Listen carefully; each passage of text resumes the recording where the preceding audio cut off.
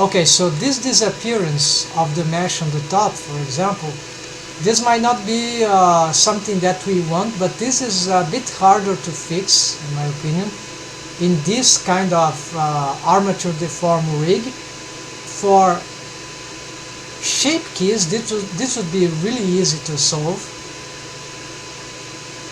but then we probably won't have much diversity of posing bones like I'm doing here, or it would be a bit tricky to combine the different features, in my opinion, and I'm trying to do all with just armature deform. So the fact that the mesh is disappearing at the bottom and at the top is not necessarily a horrible thing, provided it may even look natural if we have proper, let's see, how does it look like on the different preview, of course, for object mode. And I need some light. Yes, we don't really need to care about that mesh, right? Provided it doesn't interpenetrate or doesn't bulge too much. There are some artifacts that we can address in multiple ways. But as you see, this is working in some interesting ways. It's very smooth, actually, more than I expected it to be. But I want the design to be really respecting that. So this might mean that I would have perhaps to create better wave painting for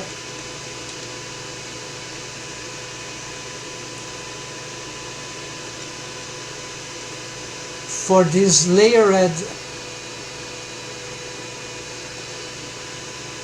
mesh here, like horizontally, something like this. I'm not sure about the idea. Maybe I could create extra deformed bones, like for some sort of more strict control on that mesh that will, instead of disappearing, it will more like converge to some, as we do usually with shape keys, right? So there should be different approaches to that. Maybe augmenting the mesh geometry can help, then we can make more differentiation on the wave painting. So it's not necessarily a bad idea. So let's try it. Let's add a new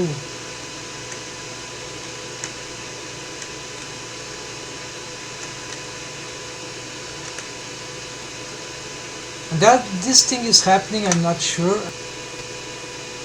Like as I pull the mesh down, it kinda, maybe this is just a default mesh thing that I can solve just by protruding these vertices just a bit, and then yes, this, no, it's still, maybe this mesh got some influence here, excessive influence here from, no, doesn't seem to be the case. But let's see if I just try to reduce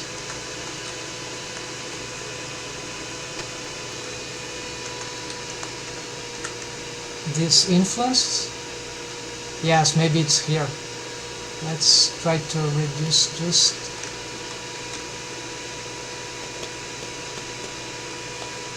a little of this influence here. And then for this bone too,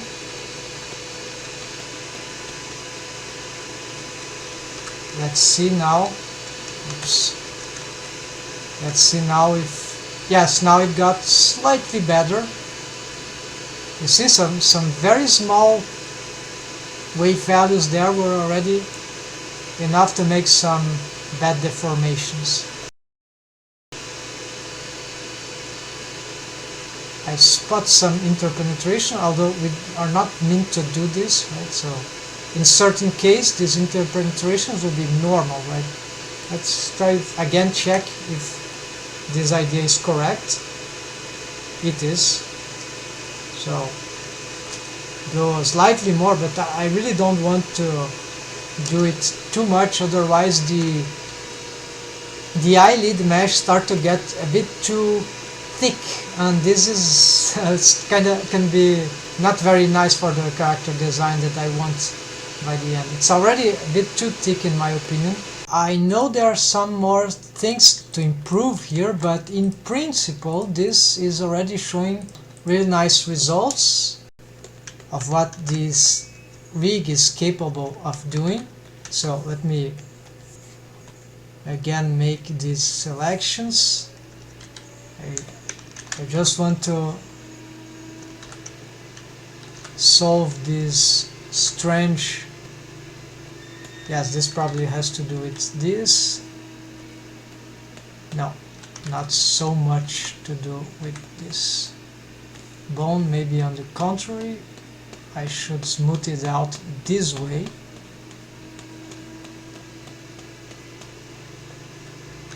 Now for this, let's see, yeah, smoothing it out this way. And also, since I'm having trouble now with that other part, I really prefer if I could just have to deal it later.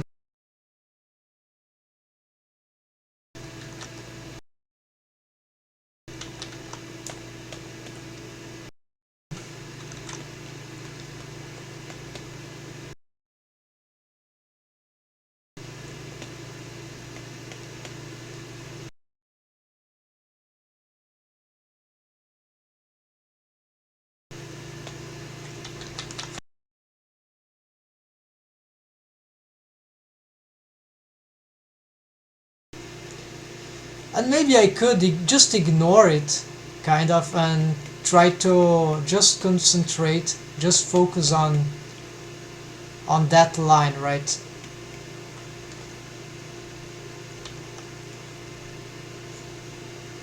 Yes, and then maybe just delete and re-extrude that annoying feature, right? Let's make it once again from scratch, show you that this is not a tragedy if we have to remake it. I deleted it, then I'm gonna extrude G, Y, then I reassign, and I must remove it from, well, let's just make some smoothing out. Now that, rescale, smoothing out, reposition to more centralized position, okay. Let's smoothing out, and then take it off from this shrink wrap from the eyelids, which you don't want. Let's make sure it's not part of it, okay, and let's make sure it is part of this eyelids border, okay, it is. And then of course it lost its color, and you see it's working again.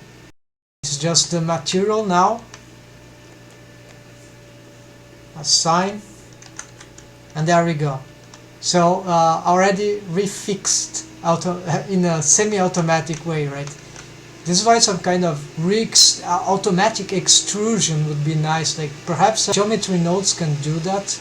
I have tried with a vertex group, but I don't have enough experience with it, so I guess it should work with more investigation.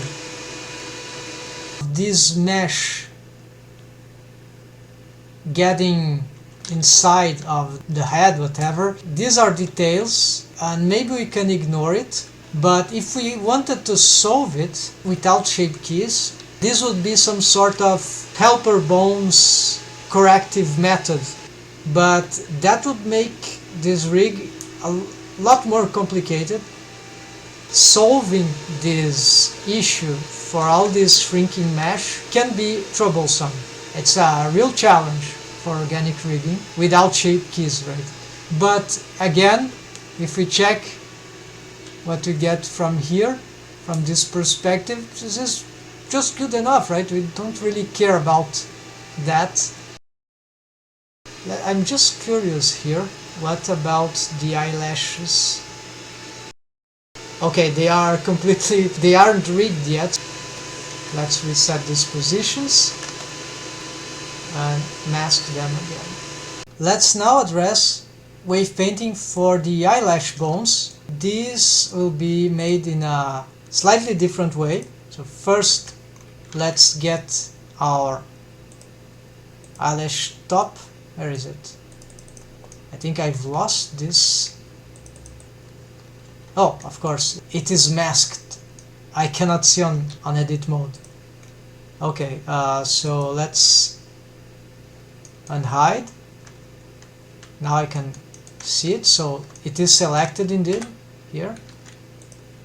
So let's reselect this, and I guess it doesn't have any wave painting. Vertex wave. Okay, it's item vertex waves. So, well, they seem to have got some accidental influence from some eye contour bones, maybe some mistakes that I've made. Well, this is okay.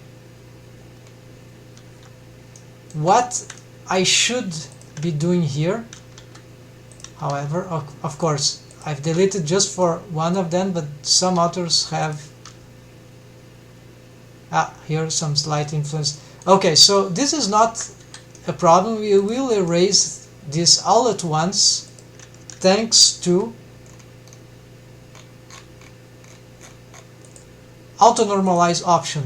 So what you're gonna do now is that instead of using paint mask, I'm gonna use vertex selection, just because I think it's more precise in this case. So I need to start working with the actual eyelid bones. So the top eyelid bones are this, this, and this.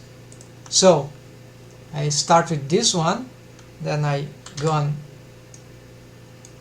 Okay, my selection got messed up, so let's do it again. Top eyelash left, and back to wave paint mode. So okay, so they themselves don't have any waves, but now I will, with auto normalize option on, enabled, and vertex selection, let's brush, draw, wave maximum and all that, and that's it. Let's just erase everything.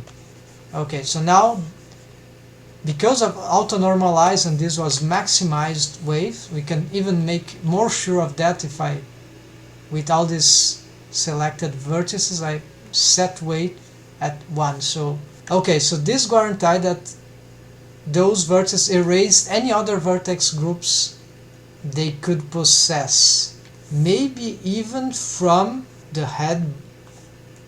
Yes, even from the head. So maybe this is not so a good idea. Yeah, it's decent to fix that. So fortunately it was unlocked, otherwise I probably wouldn't be able to do this trick. So let's just, without auto normalize on, turned on, let's just add this again to the head mesh. Okay, and just I'll lock this just so then when I do the other I will remember to not forget about this little detail. Okay, so you see how auto normalize can be very effective, but it can create some issues on many ways. Let's go back to our stuff here. Now I don't want to keep messing the head mesh with this.